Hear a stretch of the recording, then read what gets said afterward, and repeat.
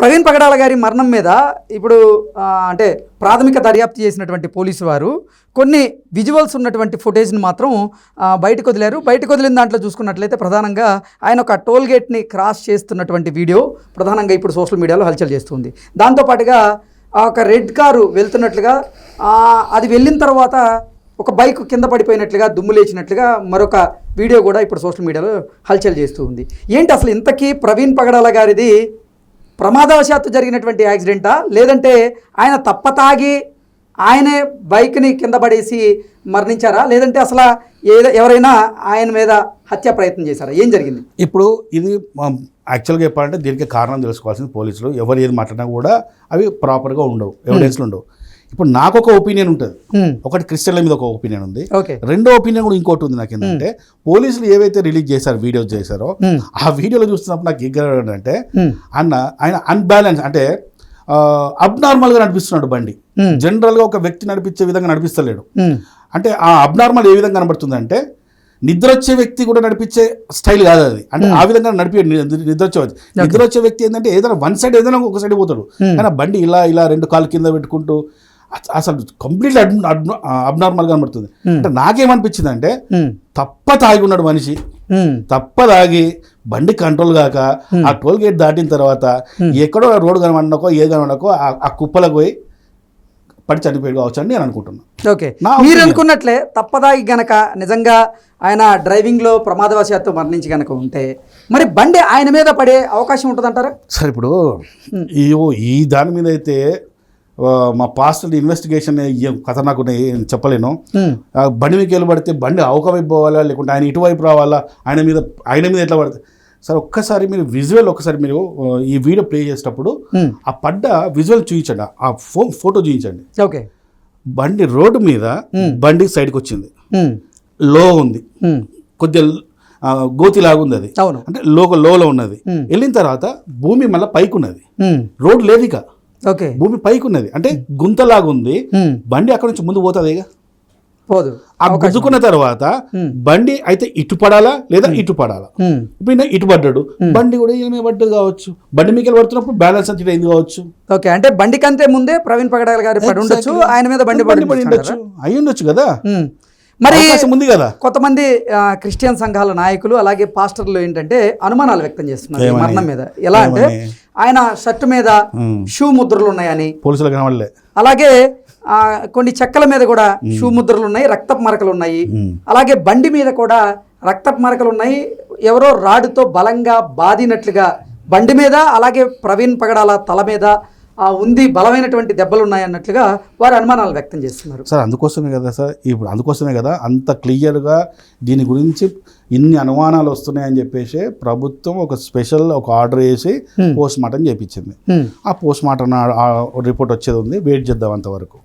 ఈ లోపల మనం మాట్లాడుకోవాల్సిన మాటలు ఏవైతే ఉన్నాయో రాడుందాడ రాడేమో కనబడ్డదా, కట్టె కనబడ్డదన్న, ఆ కట్టె మీకు పోయిందేమో బండి ఏదన్నా ఉండొచ్చు కదా. ఇప్పుడు పోలీసు వాళ్ళ కంటే ఎక్కువ ఇన్వెస్టిగేషన్ చేస్తామండి మనము, వాళ్ళకి తెలీదా? రాజమండ్రి పోలీసు వాళ్ళు ఏమన్నా అమాయకులా? వాళ్ళు ఎన్ని కేసులు చూసినచ్చు, ఎన్ని ప్రమాదాలు చూసిన, అది హైవే అండి.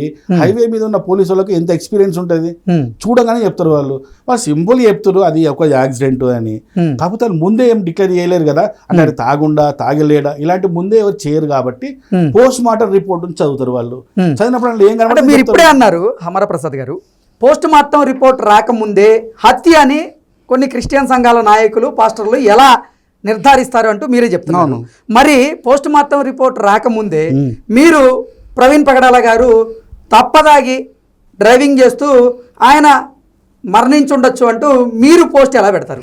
అదే అండి, ఇప్పుడు వాళ్ళ అభిప్రాయం చెప్తే తప్పులు మీకు తప్పు అనిపిస్తలేదు. మీకు నేనొక అభిప్రాయంతో నేనొక లాజికల్ మీకు నేను తప్పంటలేదు, నేను అడిగేది ఏంటంటే ఏ ఆధారాలతో మీరు అటువంటి పోస్ట్ కదా. ఆ వీడియో చూసాను నేను, టాప్ యాంగిల్లో టోల్ ప్లాజా నుంచి చూపిస్తున్న ఒక యాంగిల్ చూసినప్పుడు ఆయన అబ్నార్మల్ గా ఉన్నాడని నేను స్పష్టంగా చెప్పిన. అంటే నాకు తాగి ఆయన వాహనాన్ని నడుపుతున్నట్టు అనుకున్నారా? నాకు అట్లనే కనబడుతుంది. నాకు నేనే కాదు, నా దగ్గర ఉన్న 10 మంది చూసిన వాళ్ళు కూడా 10 మంది కూడా అన్న పక్క తప్పదాగి అని చెప్పేసి అన్నారు నాకు. సో మేము అది దానికే కంక్లూజన్ అయ్యాం. మేము కావచ్చు స్కిడ్ అయింది కావచ్చు, లేకపోతే ఎందుకు పడిపోతాడండి. సరే ప్రమాదవశాత్తు లేకపోతే హత్య కారణంగానో లేదంటే తప్పదాగి ఇక్కడ వాహనాన్ని నడపడం వల్ల ప్రవీణ్ హత్య అనే మాట నేను ఇక్కడ కొద్దిసేపు నేను యాక్సెప్ట్ చేయదలుచుకోలేదు. ఎందుకంటే మనకు ఒక ఇంకో వీడియో కూడా బయటకు వచ్చింది. ఏంటంటే అక్కడ నయాగారా ఏదో పెట్రోల్ పంప్ ఉంది. ఆ పెట్రోల్ పంప్ నుంచి అవతల వైపు నుంచి మనకు ఒక వీడియో వచ్చింది బయటకి. అవును, అందులో స్పష్టంగా హత్య చేస్తే అక్కడ 10 మంది గుమిగుడినట్టు, లేకపోతే ఒక 4 గుమిగుడినట్టు, అక్కడ దొబ్బేసినట్టు, అక్కడ ఏదైనా అలజడి అనేది కనబడుతుంది కదా మనకు. అక్కడ అలాంటి వీడియో మనకు కనబడ్డదా? మనకు ఏం కనబడలేదు. బండి వచ్చింది, ఆ తుప్పనో ఆ గోతులోకి వెళ్ళిపోయింది, అక్కడికి క్లోజ్ అయిపోయింది. అక్కడ మనుషులు తెల్లారే వరకు కూడా పోలీసులు చూశారట. ఎందుకంటే రాజేంద్ర మండ్రి ఎస్పీ గారు ప్రెస్ మీట్ పెట్టి మాట్లాడారు. ఆయన తెల్లారి ఒక వ్యక్తి వచ్చి చూసేంత వరకు కూడా అక్కడ బాడీ ఉందన్నట్టు తెలియదు, పోలీసులు కూడా తెలియదు. అంటే అప్పటిదాకా వాళ్ళు కెమెరాను కూడా చెక్ చేస్తే ఎవ్వరు లేరు అక్కడ, అసలు ఎవరు మనుషులు కూడా అక్కడ కనబడలేదు అక్కడ.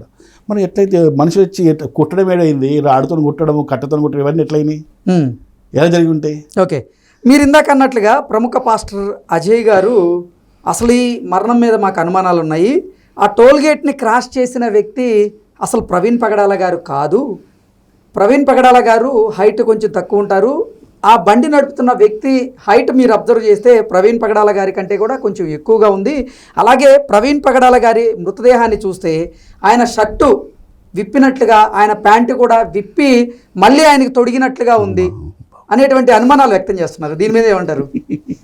అందుకే ఇంతమంది ఒక బిరుదు ఇచ్చాను నేను, PBI అని చెప్పేసి, పాస్టర్స్ బ్యూరో ఇన్వెస్టిగేషన్ అని. చూడండి, మా ఈ పాస్టర్లకు, ఈ క్రైస్తవ సమాజానికి, ముఖ్యంగా ఈ మత ప్రచారం చేసే పాస్టర్లకి దొరక్క ఒక శవం దొరికింది. ఆ శవాన్ని మనము గతంలో మనం కొన్ని సినిమాలు చూసేవాళ్ళం, రాజకీయంగా నాయకులు కావచ్చు, లేకపోతే వీళ్ళు ఒక శవం దొరికితే ఆ శవాన్ని రాజకీయంగా ఎలా గేమ్లు ఆడతారు అనేది. ఈ 2 రోజుల్లో మాత్రం 26వ తారీఖు 27వ తారీఖు మాత్రం ఆ సినిమాలన్నీ గుర్తు చేసినాయి. వీళ్ళు ఎంత రాజకీయం చేశారు ఆ శవాలతోని. ముఖ్యంగా నిజంగా చెప్పాలంటే ఈ జరిగిన యాక్సిడెంట్ని మొత్తము ఒక రాంగ్ రూట్లో తీసుకుపోయిన వ్యక్తులు 3 కనబడతారు మనకు. ఎవరు? ఒకటి పాస్టర్ అజయ్ బాబు, 2 K. పాల్. ఆయన అయితే అసలు నేను వస్తే దుమారం అయిపోతుంది. ఏంటి దుమారం కావడానికి ఏమున్నది? ఎవరైనా చంపేస్తే వాడిని అరెస్ట్ చేస్తారు, చనిపోతే ఏం చేయరు కదా. నువ్వు వచ్చి దుమారం చేసేది ఏముంది, దుమ్ములేపి ఏముందాడా? ఇంకోటి ex-MP అని హర్ష కుమార్ గారు. ఈ 3 కంప్లీట్గా అక్కడ వెళ్ళేసి వాళ్ళు కంప్లీట్ రాంగ్ రూట్లో తీసుకెళ్ళిపోయారు వాళ్ళు. దానికి ఈ అజయ్ అనేవాడు కంప్లీట్గా వీడు ఎలాంటి స్టేట్మెంట్ ఇస్తుందంటే, పగడాల ప్రవీణ్కి ఒక ముస్లిం మధ్య గొడవ అయితే వీడిస్తున్న స్టేట్మెంట్ ఏంటంటే, వీడే కంక్లూడ్ చేసేస్తున్నాడు, ఇది రంజాన్ మాసం అండి, మన క్రైస్తవులందరూ అర్థం చేసుకోవాలి, రంజాన్ మాసంలో వాళ్ళు ఇలాంటి నేరాలు చేయరు, వాళ్ళు పవిత్ర రంజాన్ మాసంలో రోజా ఉంటారు, ఇలాంటి తప్పులు చేయరు అంటే ఏంటన్నట్టు.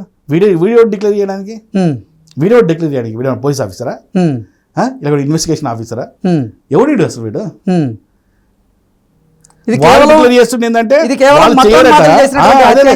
అదే వాళ్ళు చేయరట, కానీ మతోన్మాదులు అయినా హిందువులు మాత్రం చేస్తారట. ఇది హిందువులు అని చెప్పాడా?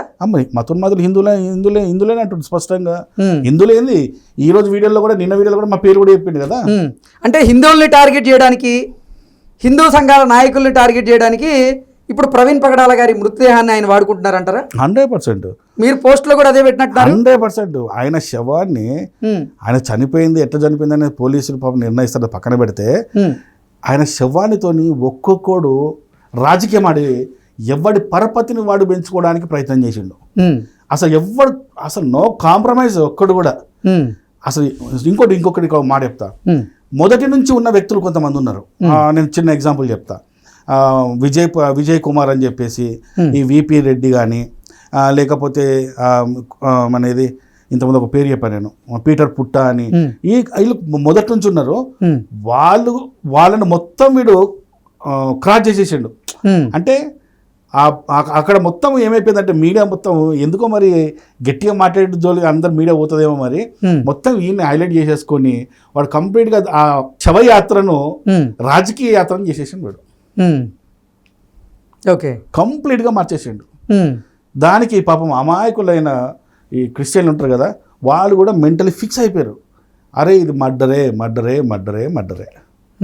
ఇప్పుడు వాళ్ళకు పోలీస్ రిపోర్ట్ పోలీసుల పరిస్థితి ఎట్లయిపోయిందంటే రేపు ఏ రిపోర్ట్ ఇచ్చినా కూడా Hmm. అంటే మర్డర్ కాదు అని ఏ రిపోర్ట్ ఇచ్చినా ఈ ఏడ హెడ్డేక్ అవుతుందా అన్నట్టు అయిపోయింది పోలీసుల పరిస్థితి.